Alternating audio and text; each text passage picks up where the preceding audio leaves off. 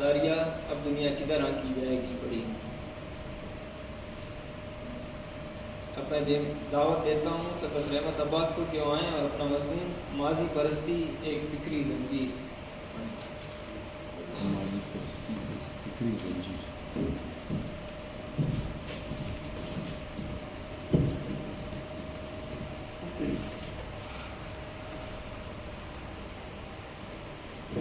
ماضی پرستی ایک فکری زنجیر۔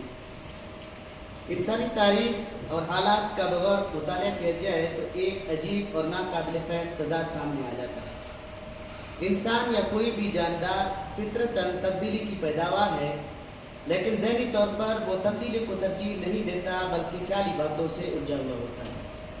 اس کا جسم، دماغ، زبان، غم، غضب، خوشی اور حیرانی یہ سب ارتقاء کا نتیجہ ہیں، مگر اس کا شعور اتنا کچا اور سطحی ہے کہ وہ تحقیق و مشاہدات سے بغاوت کر کے خیالی اور غیر منطقی دنیا میں اپنا جواب ڈھونڈنے لگتا ہے۔ یہی وہ مقام ہے جہاں ماضی پرستی کا بیج اگنے لگتا ہے۔ عام طور پر یہ فہم ہے کہ ماضی پرستی کا جنم آبا اجداد سے محبت سے ہوا، مگر بعض کا کہنا ہے کہ ماضی پرستی دراصل حکمرانی قائم کرنے کا ایک طریقہ ہے، ڈومیننٹ ہونے کا ایک تسلسل ہے۔ پیری مریدی، جھاڑ پھونک، شاہ، شیخ، پنڈت، ملائی، بت پرستی یہ سب نہ صرف ماضی کے پیروکار ہیں بلکہ اس کے تبلیغ کرنے والے ہیں۔ یہ کہنا بھی غلط نہ ہوگا کہ یہ سب استحصالی طبقے کی پیداوار ہے۔ یہ ماضی کو ایسے خوبصورت اور برش لگا کر پیش کرتے ہیں کہ عام انسان اپنے وجود اور روح دونوں کو ان کے حوالے کرنے کو اپنا فخر سمجھتا ہے۔ یہ جملہ بھی عام طور پر مشہور ہے کہ روایت سے وابستگی تاریخ سے دلچسپی ہے، حالانکہ یہ تاریخ بھی انتہائی سطحی اور بوسیدہ ہے۔ حقیقت میں ماضی پرستی ایک فکری رویہ ہے جس میں انسان حقیقت کی صداقت کو اس کی دلیل سے نہیں بلکہ اس کی کرامت سے ناپنے لگتا ہے۔ گویا کسی خیال کا پرانا ہونا ہی اس کی درست ہونے کا اوریجنل سند ہے۔ ماضی کا کوئی بھی من گھڑت جھوٹ جتنا پرانا گلا سڑا ہو وہ اتنا ہی صحیح اور قابل قبول سمجھا جائے گا۔ یہ دراصل ایک سنگین جرم ہے، اس لیے کہ یہ ارتقاء کے پہیے کو بریک لگاتا ہے۔ ماضی پرستی کا ایک دلچسپ مگر افسوسناک پہلو یہ ہے کہ اس کے دائی عموماً وہاں زیادہ سرگرم نظر آتے ہیں جہاں جہالت، غربت اور علمی محرومیاں نسبتاً زیادہ ہوں۔ گاؤں، دیہات اور پسماندہ علاقوں میں وہ نسل در نسل چلے آنے والی روایات، کرامات اور قصوں کو اس طرح پیش کرتے ہیں جیسے وہ کسی ناقابل تردید حقیقت اور مقدس درجہ رکھتے ہوں۔ کہیں دم درود ہے، کہیں تعویذ نویسی ہے، کہیں صدیوں پرانے قصے عام انسان کے ذہنوں پر مسلط کیے جاتے ہیں۔ ان بیانیوں کی بنیاد اکثر دلیل، تحقیق اور تجربے پر نہیں بلکہ آبا و اجداد سے منسوب غیر مصدقہ حقائق پر ہوتی ہے۔ کوئی اپنے بزرگ کے معجزات بیان کرتا ہے، کوئی کسی پیر کی کرامت کا وارث ہونے کا دعویٰ کرتا ہے اور کوئی یہ باور کراتا ہے کہ فلاں روحانی نسبت نے اسے ماورائی قوت عطا کر دی ہے۔ یوں ایک پوری ذہنی دنیا تعمیر کی جاتی ہے جس میں سوال کرنے کی گنجائش بالکل ناپید ہے اور عقیدت کی گنجائش زیادہ ہے۔ ہمارے ہاں یہ روایت محض مذہبی دائرے تک محدود نہیں ہے بلکہ سماجی اور معاشرتی سطح پر بھی لوگ اکثر اپنی موجود حیثیت کی بجائے اپنی ماضی کی عظمت کے سہارے جینا پسند کرتے ہیں۔ ایسے گونگے مارتے ہیں کہ ہمارے دادا ایسے تھے، ہمارے خاندان نے یہ کارنامے انجام دیے، ہمارے بزرگوں کا بڑا روپ تھا، کاش وہ دور آپ دیکھتے۔ یہ سب جملے اس وقت بے معنی ہوتے ہیں جب حال کی زندگی ان دعووں کی تصدیق صحیح معنوں میں نہ کر رہی ہو۔ ماضی کا فخر اگر حال کی تعمیر میں کوئی ذرہ بھر مدد نہ کرے تو وہ محض ذہنی تسکین اور خوش فہمی کے سوا کچھ بھی نہیں ہے۔ میں نے بذات خود یہ بھی محسوس کیا ہے کہ جیسے جیسے شہروں میں تعلیم، سائنس اور تنقیدی شعور فروغ پاتا جاتا ہے ویسے ہی ماضی پرستی کی گرفت بھی کمزور ہونے لگتی ہے۔ چنانچہ وہی بیانیے جو شہری معاشرے میں سوالات کی زد میں آ جاتے ہیں تو ان کے پاس کوئی چارہ نہیں تو وہ بوریاں بسترے لپیٹ کر دوبارہ دیہی علاقوں کا رخ کرتے ہیں جہاں انہیں نسبتاً کم مزاحمت کا سامنا ہوتا ہے، کیونکہ ماضی کے قصے وہاں زیادہ اثر رکھتے ہیں جہاں حال کی حقیقتوں پر گفتگو کم اور روایتی عقیدتوں پر زیادہ ہو۔ مثال کے طور پر اس بار جب میں گاؤں گیا تو ایک عجیب سا منظر دیکھنے کو ملا۔ دو بہن بھائی جو بظاہر ایک مہذب اور عام گھرانے سے تعلق رکھتے تھے، ایک درخت پر بیٹھے ہوئے تھے۔ ان کے چہروں اور آنکھوں کے گرد خون کی لکیریں کھینچی گئی تھیں تاکہ اپنے گرد ایک پر اسرار اور روحانی تاثر پیدا کر سکے۔ ان کا دعویٰ تھا کہ کسی غیبی قوت یا الہام نے انہیں حکم دیا ہے کہ وہ اس مخصوص درخت پر بیٹھ کر لوگوں پر دم کرے اور انہیں دعا و برکتیں دیں۔ درخت کے نیچے لوگوں کا ہجوم لگا ہوا تھا۔ کوئی شفا کا طلبگار تھا، کوئی قسمت سنوارنے بیٹھا تھا، کوئی اپنے محبوبہ کو قدموں میں لانے کی کوشش میں تھا اور کوئی محض عقیدت کے جذبے میں کیچا چلا آیا تھا۔ بظاہر یہ ایک نیا تماشا محسوس ہو رہا تھا، مگر غور کرنے پر معلوم ہوا کہ یہ دراصل پرانی روایت کا ہی ایک نیا روپ ہے۔ ان کے آباء و اجداد بھی اس قسم کے روحانی دعووں، دم درود اور پیری مریدی کے ذریعے لوگوں پر اثر رکھتے تھے۔ مزے کی بات یہ کہ دونوں کے پاس اینڈرائڈ موبائل تھے۔ وہ آنے والوں کو اپنے کرامات کی ویڈیوز دکھا رہے تھے۔ لوگ میڈیکل سائنس کو پیٹھ پیچھے ڈال کر اپنے علاج کے لیے وہاں جوق در جوق آ رہے تھے۔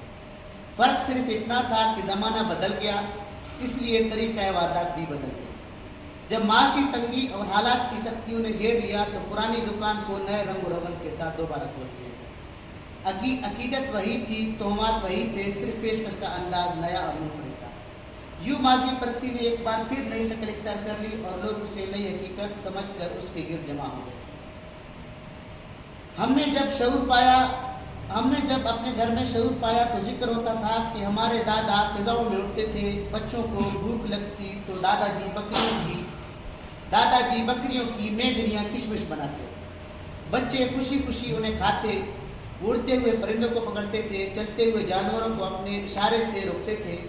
پھر اگلے ہی لمحہ یہ کہہ کر خود ہی اپنی بات کی نفی کرتے ہیں کہ ہمارے باپ دادا نے غربت و افلاس میں زندگی گزاری۔ ارے بابا، وہ جو اڑتے ہوئے پرندوں کو پکڑتے، میگنیوں کو مٹھائیاں بناتے اور جانوروں کو پکڑتے، وہ کیسے بھوکے رہے؟ اور ستم یہ ہے کہ یہ من گھڑت قصے اب بھی ہمارے چار دیواریوں میں بڑے فخریہ انداز سے سنائے جاتے ہیں، مگر ہمیں حیرت ہے کہ کچھ میگنیاں سونے اور پیسے کے کر دیتے تاکہ غریبی بھی کچھ کم ہوتی۔ دوست یہ بات سمجھ لیں کہ یہ کوئی ذاتی تنقید نہیں، بلکہ یہ دیکھنا ضروری ہے کہ سماج کی پسماندگی میں اس کا کتنا بڑا ہاتھ ہے۔ دادا پرستی ہمارے ہاں اتنی شدت اختیار کر چکی ہے کہ وہ بھی 21ویں صدی میں آپ تصور نہیں کر سکتے۔ اصل سوال یہ نہیں کہ ہمارے دادا کون تھے، ہمارے بزرگوں نے کیا کیا، یہ ماضی کتنا شاندار تھا۔ اصل سوال یہ ہے کہ ہم آج کیا ہیں، حال میں ہماری کیا سچویشن ہے، کیا سوچتے ہیں، کیا پیدا کر رہے ہیں اور آنے والے نسلوں کے لیے کیا چھوڑ کر جا رہے ہیں۔ قومیں اپنے آباء اجداد کی یادوں سے ہرگز نہیں چمٹتی، بلکہ اپنی موجودہ علمی، سائنسی اور فکری صلاحیتوں سے زندہ رہتی ہیں۔ ماضی اگر رہنمائی دے پھر تو سونے پہ سہاگا ہے، لیکن اگر حال پہ پردہ ڈال دے تو وہ ترقی کی راہ میں ایک نفسیاتی زنجیر بن جاتا ہے۔ کسی بھی خیالی تصور کا 1000 سال پرانا ہونا اس کی سچائی کی دلیل نہیں ہو سکتی، بالکل اسی طرح جیسے کسی تصور کا نیا ہونا اس کے غلط ہونے کی دلیل بھی نہیں۔ ہمارا تو ایمان ہے کہ سچائی کا تعلق دلیل، تجربے، مشاہدے اور نتائج سے، عمر، سالوں، نسلوں یا دینداری سے نہیں ہے۔ اگر قدامت بذات خود حقانیت کی دلیل ہوتی تو انسان آج بھی غاروں میں رہ رہا ہوتا، کیونکہ غار محلوں سے زیادہ پرانے ہیں۔ اگر صرف روایتی معیار ہوتی تو ظاہری طور پر کوئی فائدہ دیتی تو طب، فلکیات، ریاضی اور سائنس کبھی وجود میں نہ آتے۔ ہر نئی دریافت، نئی تحقیق، نئے مشاہدات دراصل کسی پرانی یقین دہانی والی روایت کے خلاف ایک کھلی بغاوت تھی۔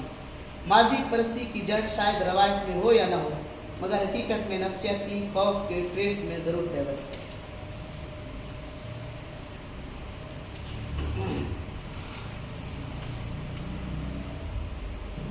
نامعلوم ہمیشہ خوف پیدا کرتا ہے۔ معلوم ہوا کتنا ہی ناقص اور بیکار کیوں نہ ہو، ذہن کو اطمینان دیتا ہے کیونکہ وہ آنکھوں کے سامنے ہوتا ہے۔ اس لیے اکثر معاشرے مستقبل کی غیر یقینی دنیا کے مقابلے میں ماضی کے معلوم قصوں سے چمٹے رہتے ہیں۔ وہ سچائی نہیں ڈھونڈتے بلکہ ذہنی تحفظ تلاش کرتے ہیں۔ یہی وجہ ہے کہ ماضی پرست ذہن سوال سے خوفزدہ رہتا ہے۔ سوال اس لیے خطرناک نہیں کہ وہ جواب کا طلبگار ہوتا ہے، بلکہ اس لیے کہ وہ یقین کی بنیادوں کو ہلانے لگتا ہے۔ جس سماج میں سوال جرم بن جائے تو یہ جان لینا ضروری ہے کہ وہاں علم پائیدار نہیں ہوتا، صرف عقیدت پیدا ہوتی، مذہب پرستی پیدا ہوتی۔ اور عقیدت کی بدبختی یہ ہے کہ وہ احترام کو پیدا کرتی ہے مگر تحقیق اور دریافت سے 100 سال پیچھے دھکیل دیتی ہے۔ اور دوسری بات یہ کہ شاید میری بات اس مضمون کے عنوان سے جڑے یا نہ جڑے، مگر یہ کہنا میں ضروری سمجھتا ہوں کہ انسانی شعور کی سب سے بڑی غلطی بھی یہ ہے کہ وہ ابتدا کو حقیقت سمجھ لیتا ہے اور تحقیق کی بجائے پھر ماضی میں کود پڑتا ہے۔ فرض کیجئے ایک شخص پوری زندگی اس سوال میں گزار دے کہ دریا کا پہلا قطرہ کہاں سے آیا تھا، مگر کبھی دریا کے پانی سے اپنی پیاس نہ بجھائے، تو میرے خیال میں عقلی اعتبار سے یہ رویہ بھی بے معنی ہوگا۔ لیکن انسان نے تاریخ میں یہی کیا۔ انڈا پہلے آیا یا مرغ؟ ہم نے وجود سے زیادہ وجود کی ابتدا کو اہم بنا دیا۔ ماضی میں جاؤ، کتابوں کے انبار لگائے ہیں، تھیوریز پر تھیوریز ہیں، مذہب ہی مذہب ہیں۔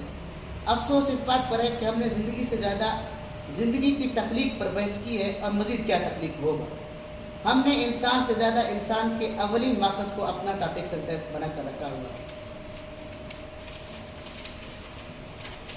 حالانکہ عقلی اعتبار سے کسی شے کی ابتدا اس کی موجود حقیقت کی مکمل وضاحت نہیں کرتی اور نہ کبھی کر پائے گی۔ آسان مثال لیجئے، ایک تناور درخت کی ابتدا ایک معمولی بیج بونے سے ہوئی، مگر اس کی اہمیت بیج میں تو نہیں ہے نا، بلکہ اس کے ثمر اور سائے میں ہے۔ اس طرح انسان کی ابتدا حیاتیاتی عمل سے، کیمیائی عمل سے، عقل سے، خلق سے، الگ سے، چلیے کسی بھی طریقے سے ہوئی، مگر یہ سوال اتنی اہمیت کا حامل نہیں ہے اور نہ اس کا کوئی منطقی جواب کہیں سے مل سکتا ہے۔ مگر ہمارا زیادہ اہم سوال یہ ہے کہ موجودہ انسان اپنے وجود کے ساتھ کیا کر رہا ہے، کیونکہ وجود کی ابتدا اور انتہا جان لینے سے غربت ختم نہیں ہوتی۔ معاشی بحران پر کیا اثر؟ کوئی اثر نہیں پڑتا۔ وجود کی ابتدا جان لینے سے بیماریوں کا علاج نہیں ہوتا۔ وجود کی ابتدا جاننے سے انصاف قائم نہیں ہوتا۔ وجود کی ابتدا جان لینے سے علم پیدا نہیں ہوتا، تو پھر ہم کیوں پام کا اپنا وقت یہاں پر ضائع کریں؟ یہاں ماضی پرستی پھر ایک اور شکل اختیار کرتی ہے۔ انسان حقیقت کے عملی سوالات سے فرار حاصل کرنے کے لیے نظریاتی سوالات میں بنا لیتا ہے۔ وہ اس بحث میں صدیاں گزار دیتا ہے کہ دنیا کیسے بنی، مگر یہ سوال نہیں پوچھتا کہ موجودہ دنیا کو بہتر کیسے بنایا جائے۔ گویا اس نے مسئلے کی جڑ اور مسئلے کی ترجیح میں فرق کرنا چھوڑ دیا۔ کائنات کا سب سے حیرت انگیز پہلو یہ نہیں کہ وہ کیسے وجود میں آئی، سب سے حیرت انگیز پہلو یہ ہے کہ وہ موجود ہے، وہ بذات خود ایک حقیقت ہے۔ یہ صورت، یہ چاند، یہ کشش ثقل، یہ وقت، یہ زندگی، یہ شعور، یہ سب ہمارے نظریات سے آزاد ہو کر موجود ہیں۔ ان کے وجود کا انحصار ہمارے عقائد پر نہیں۔ کائنات ہماری تشریحات سے پہلے بھی تھی اور ہمارے بعد بھی رہے گی، من و عن وہی رہے گی۔ لہٰذا عقلی انسان کا کام وجود کی عبادت نہیں بلکہ وجود کی تفہیم ہے، اور وجود کی تفہیم کا مقصد صرف علم و تحقیق نہیں بلکہ انسانی زندگی کی بہتری ہونا چاہیے۔ ایک بھوکے بچے کے لیے روٹی، ایک بیمار کے لیے دوا، ایک مظلوم کے لیے انصاف اور ایک جاہل کے لیے تعلیم میرے خیال میں ان تمام بحثوں سے زیادہ اہم ہے۔ اس لیے میں سمجھتا ہوں کہ ماضی کا سب سے بہتر استعمال یہ ہے کہ اسے حوالہ بنایا جائے، مگر منزل مقصود ہرگز نہ بنایا جائے۔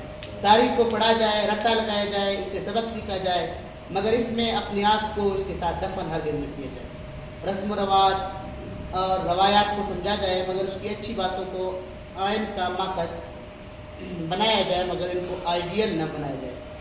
آبا و اجداد کا احترام دل و جان سے کیا جائے، مگر ان کے افکار کو عقل کے ترازو پر پرکھا جائے۔